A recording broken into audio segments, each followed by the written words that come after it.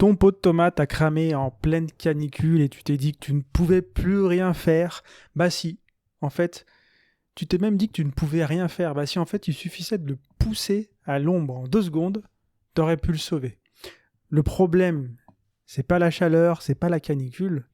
Le problème, c'est que ton pot, il est cloué au sol. Et un pot, c'est fait pour être bougé. Surtout quand c'est une chance qu'on a parmi toutes les problèmes, parmi toutes les difficultés qu'il y a à cultiver sur un balcon dans des pots de fleurs, eh ben, il y a quand même des avantages. Et l'un des les principaux avantages, c'est que ton pot, il peut bouger en pleine terre. T'es là, tu plantes ta fleur, tu plantes ton légume, et en fait, tu subis l'emplacement. Voilà, si tu as mal planté, tu as mal choisi l'emplacement de ta plante, c'est comme ça pour toute la saison. Alors qu'en pot, non. Tu peux le déplacer. Déjà, c'est un super pouvoir que tu as de cultiver en pot. Et personne pense à le faire. Voilà, on pose le pot, on n'y touche plus. On se dit qu'on va pas trop perturber les plantes, tout ça. Souvent, en plus, le pot, il est gros, il est lourd, ou même des fois, malheureusement, il est fixé. Et donc voilà, en fait, ce qu'il faut comprendre, c'est que si tu as un problème avec la canicule, la chaleur, c'est que il peut y avoir des différences de 10 à 15 degrés entre une plante en plein soleil et 1 mètre à côté, une plante qui est à l'ombre. Tu vois, sur 1 mètre d'écart dans ton balcon, il peut y avoir 10 à 15 degrés d'écart. Donc en fait, tu as une climatisation qui est gratuite pour ta plante. Et il faut arriver à saisir l'opportunité et donc voilà. Et comment est-ce qu'on va faire? Tout simplement, on va mettre des roulettes. Voilà, la solution, elle tient en un mot, c'est roulette. Tu mets des roulettes une bonne fois pour toutes, sous tes gros pots, les petits pots aussi. Enfin voilà. Moi, sur ma terrasse, j'avais mis des roulettes sur tous les pots. Tous les pots, je pouvais les déplacer comme ça avec une seule main. Même des pots de 50 kilos, hop, tac, j'ai déplacé comme ça d'une seule main. Et voilà, tu as juste à poser ta planche à roulettes sous ton pot une seule fois et après, tu n'y penses plus. Et ton balcon, comme ça, ton potager de balcon, il devient mobile et tu viens un petit peu piloter tout ça, réagencer ton balcon au fur et à mesure du temps. Et voilà, tu as un coup de chaud, hop, tu mets tes plantes à l'ombre. Alors bien sûr, il faut mettre les plantes à l'ombre la veille, où vous annonce de la canicule. Et tant qu'il fait très chaud, tu laisses tes pots à l'ombre. Après, si tu peux les mettre un petit peu au soleil, c'est bien aussi, parce que s'ils sont tout le temps à l'ombre, ils vont avoir du mal à se développer. Mais voilà, tu peux bien le faire le matin, tu vois. Peut-être, je sais pas comment tu t'organises, mais en gros, voilà. Si tu peux de temps en temps mettre un petit peu tes plantes au soleil, mais plutôt le matin, c'est intéressant. Après, pareil, tu vois, c'est l'intérêt d'avoir un balcon mobile, hein. Même, dans des jardins en pleine terre, on peut aussi faire des choses mobiles. On ne peut pas faire des plantes qui vont être mobiles, sauf si on les plante en pot, mais on peut faire des aménagements mobiles, une serre mobile, un poulailler mobile. Il y a plein de choses qu'on peut rendre mobiles, hein, des récupérateurs d'eau, etc. Et c'est aussi un avantage d'avoir des choses mobiles parce qu'on peut les adapter en fonction de la saison. Moi, par exemple, là où je suis maintenant, ma serre, je me rends compte que j'ai une petite serre pour lancer mes semis, hein, c'est pas une grande serre en plein sol, mais c'est une petite serre comme un placard à semis en fait, et que je me rends compte qu'il y a vraiment 2 endroits stratégiques où ma serre doit être pour que mes semis puissent bien se développer au printemps. Donc au début du printemps, je sais qu'il y a un endroit qui est très intéressant pour mes semis. Et après, au bout de 3 semaines, un mois, il n'y a plus assez de soleil. Et là, il faut que je bouge ma serre. Je m'en suis rendu compte cette année et je ne l'ai pas fait, je ne l'ai pas bougé. J'étais encore dans cette serre clouée au sol. Et voilà, donc du coup, j'ai un petit peu bougé trop tard. J'ai pris un peu de retard sur mes semis, etc., etc. Puis en plus, il y a eu la canicule. Donc voilà, bref. En gros, la mobilité, c'est hyper important, le fait d'être mobile dans l'aménagement d'un balcon, d'un jardin, et aussi le fait d'être facilement démontable. Voilà, si tu construis, si tu achètes des aménagements, aussi c'est intéressant qu'ils puissent être facilement démontables. parce que aussi démonter, ça permet aussi de gagner en mobilité.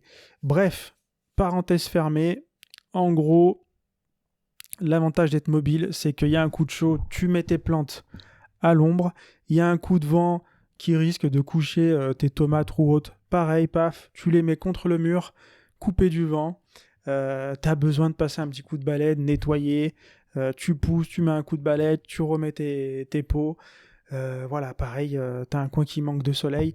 Même au printemps, des fois, on manque un petit peu de soleil, comme l'exemple de ma serre. Eh ben, tu peux stratégiquement, par exemple, le matin, mettre tes pots où il y a le plus de soleil, et à midi, rechanger tes pots pour les mettre à l'endroit où l'après-midi, il y aura plus de soleil. Tu vois, tu peux les faire suivre le soleil. Après, voilà, on a tous une vie, donc du coup, on peut peut-être pas forcément être tout le temps là pour déplacer ses pots, mais par exemple, le week-end ou pas, où tu sais que tu restes la journée chez toi, bah, tu peux voilà, tricher un petit peu pour que tes plantes, au printemps, elles prennent un peu plus de soleil, et l'été, au contraire, un petit peu moins pour qu'elles puissent avoir un peu moins de chaleur, hein, comme je disais, et puis avoir des différences de 10 à 15 degrés sur une plante, si elle est au soleil ou pas au soleil. Et donc voilà, bref, tu réagis à tout en étant mobile et sans effort, parce qu'on a mis des roulettes. C'est hyper important d'utiliser des roulettes. Et en plus, plus le pot est gros, plus le pot est lourd, donc plus les roulettes elles deviennent indispensables. Il y a un autre truc aussi, c'est ce qui peut être compliqué. Pour en revenir déjà à cette histoire de gros pot, hein, vaut mieux avoir, je le répète souvent, mais vaut mieux avoir un gros pot que plusieurs petits pots, parce que dans un gros pot, on a plus de terre, on a l'eau qui a plus de place, donc il y a une espèce d'inertie, donc l'eau, c'est comme l'histoire de la casserole, comme je disais dans un autre épisode. Si tu mets une grosse casserole au soleil, elle chauffera moins vite et l'eau s'évaporera moins vite. Et c'est un peu pareil, en gros, plus tu as un pot gros, plus l'eau, quand même, elle est plus stockable plus longtemps. Donc il y a aussi ça, il y a le fait que dans un gros pot, il y a plus de vie qui va pouvoir se développer, les racines vont plus avoir de place pour se développer, donc les plantes vont plus pouvoir se développer aussi à l'extérieur. Voilà, il n'y a que des avantages. Mieux vaut un gros pot que 10 petites jardinières que tu arroses toutes les 5 minutes et qui sèchent et qui ne boivent plus l'eau. Donc voilà, le but c'est d'avoir un gros pot qui puisse bien boire, où les racines puissent bien se développer. Et tu peux avoir plusieurs gros pots, et tu peux aussi avoir ce problème, c'est que quand tu utilises ma méthodologie micro-jardin en permaculture, le lien il doit être dans la description, ou tu vas sur le site lepotagerminimaliste.fr, tu retrouveras.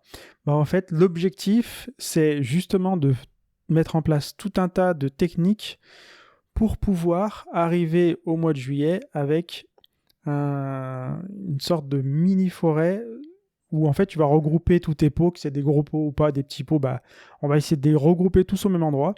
Et l'objectif, ça va être d'avoir plein de plantes comme ça qui se mélangent en différentes strates.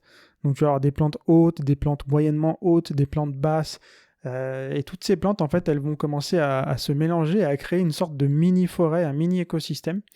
Et l'objectif, justement, c'est de résister encore mieux à cette chaleur, parce que on va faire en sorte d'avoir une bulle de protection qui fait qu'au cœur de la microforêt, la vie va pouvoir perdurer, et puis il va y avoir de l'ombre, etc., etc.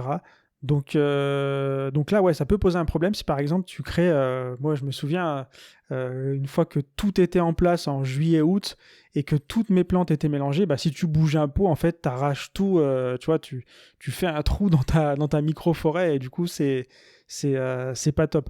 Donc là, à ce moment-là aussi, il faut peut-être voir comment est-ce que tu peux aménager ça par rapport à la micro-forêt, mais en général, le fait d'avoir fait cet écosystème, tu verras, les plantes seront beaucoup plus résistantes, même si ça devient compliqué, c'est vrai. Mais c'est là aussi où c'est intéressant. Je te renvoie à d'autres épisodes de podcast et même sur mon site, il y a des articles complets là-dessus. Là, ça devient intéressant d'utiliser aussi des plantes qui vont faire de l'ombre. Quand on a vraiment ce gros problème de chaleur l'été, bah c'est bien aussi d'avoir des plantes qui puissent arriver à maturité pile en juillet, août, et qui puissent apporter de l'ombre pour protéger tes plantes, pour protéger aussi ta micro-forêt, et pourquoi pas aussi intégrer ça à cette micro-forêt. Il y a plein de possibilités qui sont envisageables, mais voilà, je sais que parfois, c'est même souvent intéressant d'avoir des roulettes sous ces pots, et ça peut être très simple, hein. Moi, mes roulettes, enfin mes planches à roulettes là que je mettais sous les pots, tu prends tout simplement des planches de bois de palette ou autre, et en fait tu les assembles, voilà, tu mets une première, tu les alignes toutes comme ça là, tu fais un carré comme ça aligné, et tu t'en croises autant dans l'autre sens, tu les visses entre elles, et après tu achètes des roulettes, et paf, les roulettes tu les visses au pot, tu mets un petit peu d'huile de lin histoire d'étanchéifier un petit peu tout ça.